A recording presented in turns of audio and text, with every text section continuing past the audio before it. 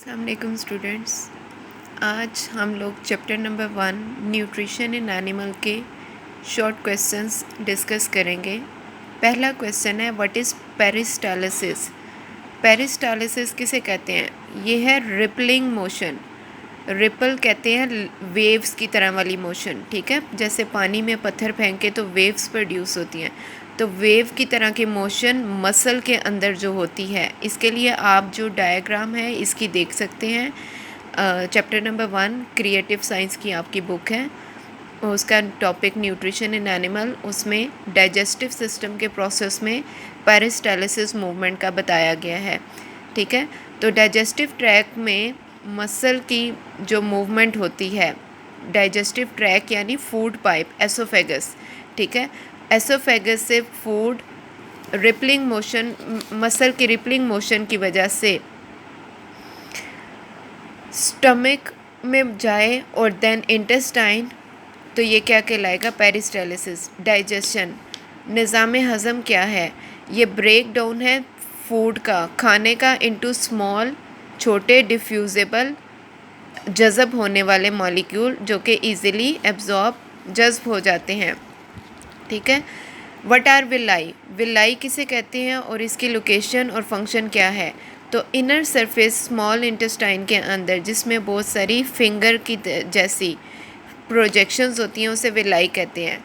इसका फंक्शन क्या है कि ये इंक्रीज़ करती हैं, बढ़ाती हैं सरफेस एरिया अब्जॉर्प्शन का स्मॉल इंटेस्टाइन में, यानी ये इतनी छोटी छोटी होती हैं कि जिससे सरफेस एरिया जो है वो इंक्रीज़ हो जाए। जितना बड़ा ऑब्जेक्ट होगा सरफेस एरिया स्मॉल होगा, जितना छोटी चीज़ होगी सरफेस एरिया लार्ज होगा, ठीक है। What is the function of large intestine. Large intestine का फंक्शन क्या है कि ये एब्जॉर्ब करता है वाटर। ज़्यादातर मिनरल और सॉल्ट खाने में जो मौजूद होते हैं वो एब्जॉर्ब होते हैं ब्लड के अंदर, ब्लड स्ट्रीम में, लार्ज इंटेस्टाइन से। What do you understand by the term holozoic mode of nutrition. Holozoic mode of nutrition क्या है कि जब फूड को लिया जाए सॉलिड पार्टिकल की शक्ल में पूरे का पूरा, जैसे हम लोग जैसे नवाला मुंह में डालते हैं, तो ये क्या है?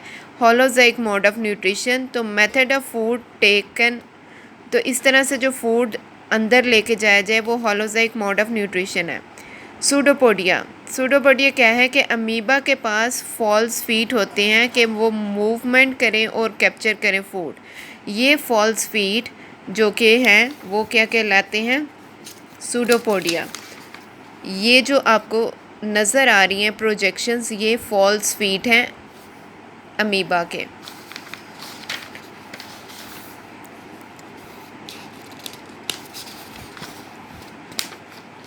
इसके बाद नेक्स्ट हमारे पास आ जाता है क्लास ऑफ एंजाइम जो डाइजेशन के लिए रिस्पॉन्सिबल है। स्टार्च जो वो एब्जॉर्ब होता है बाय अमाइलेज एंजाइम से। प्रोटीन के लिए प्रोटीएज एंजाइम है। फैट्स के लिए लाइपेज, LIPASE, लाइपेज एंजाइम है। Name the product of digestion.